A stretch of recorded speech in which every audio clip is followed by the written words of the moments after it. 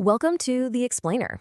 Today, we're going to break down a 7th century military expedition that's so much more than just a history lesson. Seriously, it's a masterclass in leadership, in strategy, and what it really means to be in command when absolutely everything is on the line. So the story kicks off with a classic military problem, a real David versus Goliath situation. You've got this small, dedicated force, and you're marching deep into hostile territory against an enemy that has you vastly outnumbered. How in the world do you even start to think about winning? Well, the answer, as you're about to see, isn't about brute force. Not at all. It's about a brilliant, unconventional strategy. It's about winning the battle before it even starts, using pure discipline, stealth, and some incredible foresight. Okay, let's get into the specifics. We're looking at the Dhaat As-Salaasil Expedition. Now, this happened just days after the really tough Battle of Mu'tah. The Prophet Muhammad organized this mission to go secure the northern borders and deal with some tribes who had sided with the Romans. And get this, the man chosen to lead this incredibly daunting mission was Amr ibn Al Aas, who had only become Muslim a few months before. And his army? Just 300 men. 300. Think about that, marching into a region where the enemy had a massive force rating. So Amr's leadership gets put to the test immediately. Before he even lays eyes on the enemy, he faces these two critical challenges that are going to decide the fate of the entire mission. You see, Amr knew his small army's single greatest weapon was the element of surprise. So he made a huge call. They would only travel at night using the darkness as their shield, and then hide during the day. He literally chose stealth over comfort, and that one decision would define everything. And that decision leads directly to the next test, a trial of pure endurance. We're talking freezing desert nights, his soldiers are suffering, they're cold. The natural instinct, the thing anyone would want to do, is build a fire to get warm. But Amr forbade it completely. He knew that the light from even one little fire could be seen for miles, giving away their position and, maybe worse, their small numbers. He understood that the danger of being seen was way, way bigger than the benefit of warmth. A tough call, for sure, but strategically it was brilliant.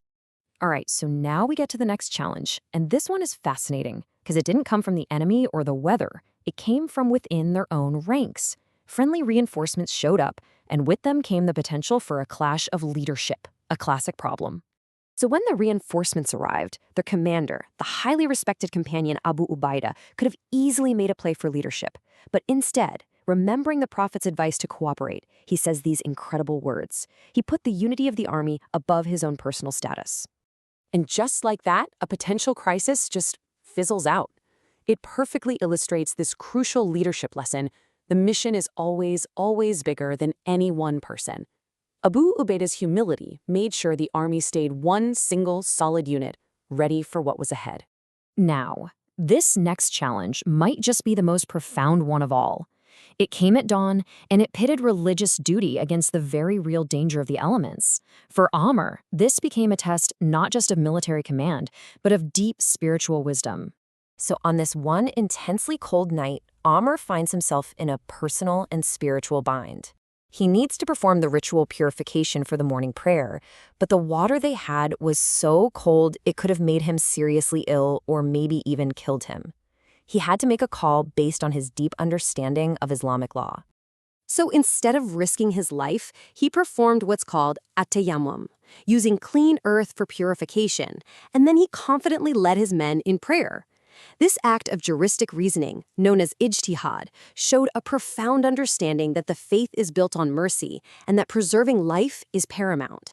Later, when he got back, his decision was questioned. So he justified it to the Prophet Muhammad by quoting this exact verse from the Quran. And what was the Prophet's response? He just smiled. He didn't say anything at all. And that silence was the most powerful approval of Amr's wisdom you could imagine. Okay, on to the final test. This one comes right in the heat of victory. After all the stealth and discipline and unity, the Muslim army engages the enemy, and, against all odds, they win. The enemy forces break and start running.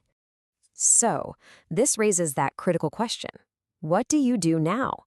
The soldiers, their adrenaline is pumping. They are ready to chase down the fleeing enemy, finish them off, and claim the spoils. It's a moment of huge emotion and massive temptation. But Amr, once again, chose caution over glory. He gave the order to stand down. Do not pursue.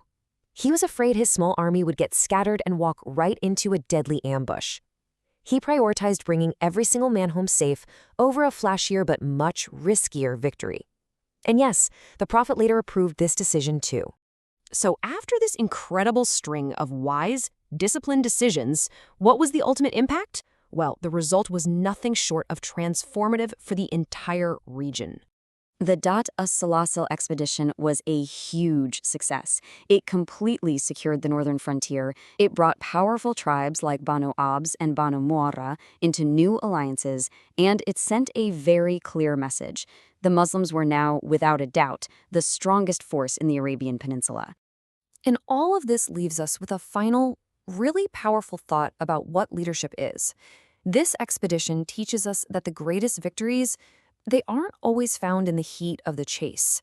Sometimes they're found in the cold, quiet wisdom of restraint, unity, and a leader's unshakable commitment to the well-being of their team.